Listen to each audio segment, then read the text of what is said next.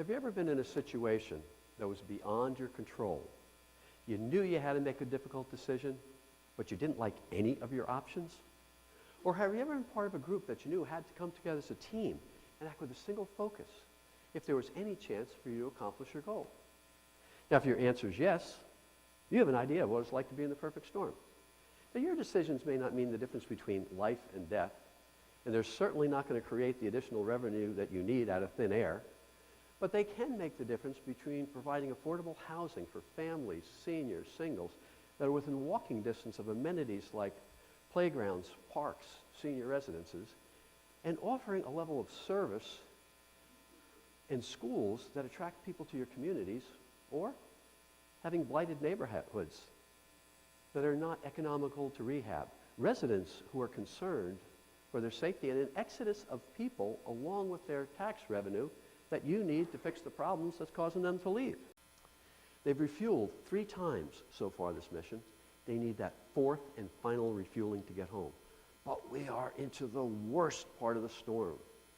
The turbulence is so violent, the helicopter cannot connect up with the fuel drogue from the tanker plane.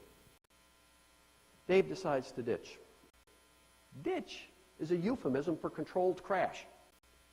We finally arrive. I see one strobe light by itself. I see 2 strobe lights together. I know these 2 people can help each other. I head for the single strobe light. Try to get alongside the man in the water, but I can't control the ship. We have enough power to tow a battleship, but not enough to overcome this weather.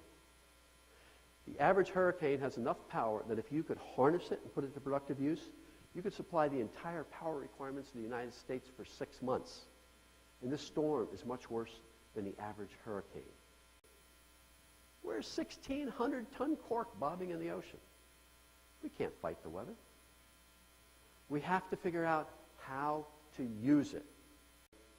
We head away from the strobe light, turn sideways, and let the waves push us to the man. There's another question I'm asked often is, well, how big were those waves? I'll give you the best answer I can. Those waves were really big. Normally, it's not difficult to estimate wave height. You stand on the bridge of your ship, you look down at the tops of the waves. After a while, you get a feel for estimating their height. Our bridge is 40 feet above the water. We're looking up to the tops of the waves. The weather buoys are recording wave heights of over 100 feet. Were they really 100 feet? I don't know, but I can tell you, they were really big.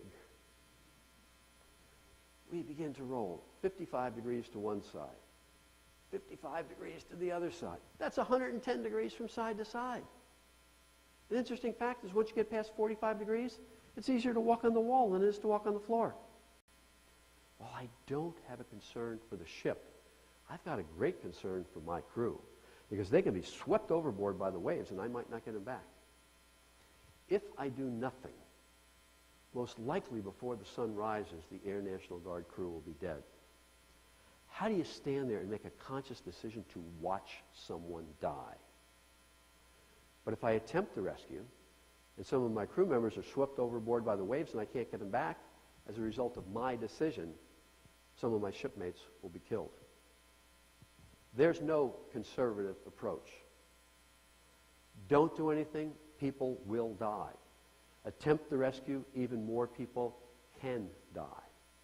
This is not only the most difficult decision in this mission, it's the most difficult decision I've had to make. You can't go into a situation like this hoping for the best. Hope is not a method. You have to understand what risks you are willing to accept and be satisfied you have a plan to overcome those risks. The movie, on the other hand, takes certain liberties, as Hollywood always does. The director, Wolfgang Peterson, said, "This is not a documentary. It is based on a true story." We heard the movie was coming out. My wife started joking with all of her friends. Carol said, "By the time Hollywood's done with this, you won't recognize Larry because he'll be a 20-year-old female." As it turns out, the actor who plays me is 6'4". Now Carol says, when I got home, I was soaking wet, so she threw me in the dryer and I shrank. These rescues took place in weather that's almost beyond imagination. They were successful because everyone was where he needed to be, doing what he needed to do, when he needed to do it. That's the power of a team acting with a single focus.